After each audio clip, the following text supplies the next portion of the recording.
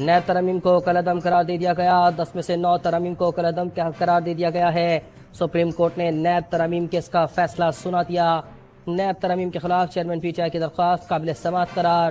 عوامی عہدہ رکھنے والے سیاستدانوں کے خلاف ریفرنس بحال کر دیے گئے۔ نیب کو 7 روز میں ختم کیے گئے مقدمات، احتساب عدالتوں کو بھجوانے کا حکم۔ نیب کو 50 کروڑ روپے سے کم مالیت کے کرپشن کیسز کی تحقیقات کی اجازت ہوگی۔ آمدن سے زائد اثاثوں کی تعریف سے متعلق تعریف بھی کالعدم قرار دے دی گئی۔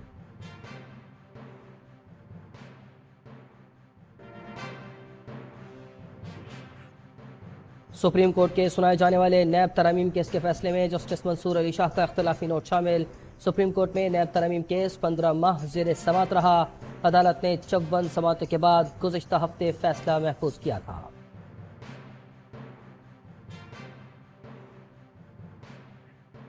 سپریم کورٹ کے فیصلے کے بعد احتساب عدالتوں میں سابق وزراء اعظم کے خلاف 50 سے زائد ریفرنس بحال ہو جائیں گے۔ آصف زرداری، شہباز شریف، حمزہ شہباز، یوسف رضا گیلانی، راجہ پرویز اشرف، شاہد خاقان عباسی، شوکت ترین، سلیم مانڈوی والا، اعجاز ہارون، سردار مہتاب عباسی، روبینہ خالد اور عبد الغنی مجید کے خلاف ریفرنس بحال۔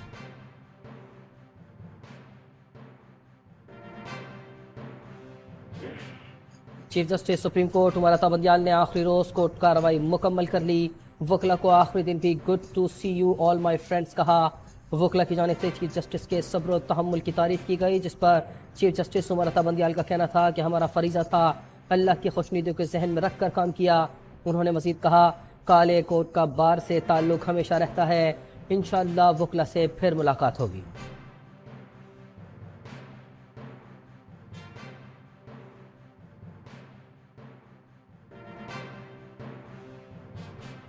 پاکستان سمیت دنیا بھر میں جمہوریت کا دن منایا جا رہا ہے۔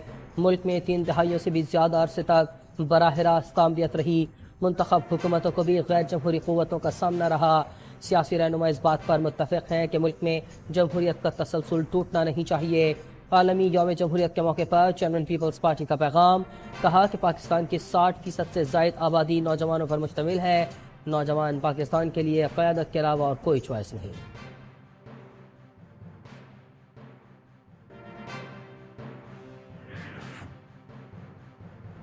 دشمنوں کا ملک کے امن پر وار۔ کوئٹہ کے قریبولی تنگی میں سیکیورٹی فورسز پر دہشت گردوں کا حملہ۔ فائرنگ کے تبادلے میں 3 دہشت گرد جہنم واصل۔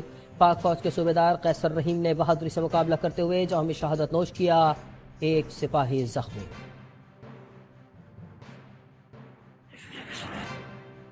اقوام طالبان اور دہشت گرد تنظیموں کا گٹھ جوڑ بے نقاب۔ اقوام طالبان کی سرپرستی میں القاعدہ کے مختلف رہنماؤں کی افغان حکومت میں اعلیٰ عہدوں پر تعیناتیاں۔ عالمی برادری کا کہنا ہے کہ افغانستان کی صورتحال تیزی سے پیچیدہ ہوتی جا رہی ہے۔ طالبان کو اب یہ بتانا ہوگا کہ افغانستان کی سرزمین پر کسی بھی دہشت گرد تنظیم کی محفوظ پناہ گاہ موجود نہیں۔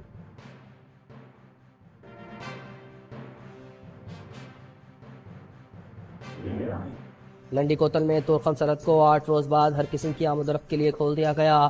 مال بردار گاڑیوں اور مسافروں کی 2 طرفہ آمد و رفت جاری۔ سرحد افغان عبوری وزیر خارجہ کی اس یقین دہانی کے بعد کھولی گئی کہ افغان سرزمین پاکستان کے خلاف استعمال نہیں ہوگی۔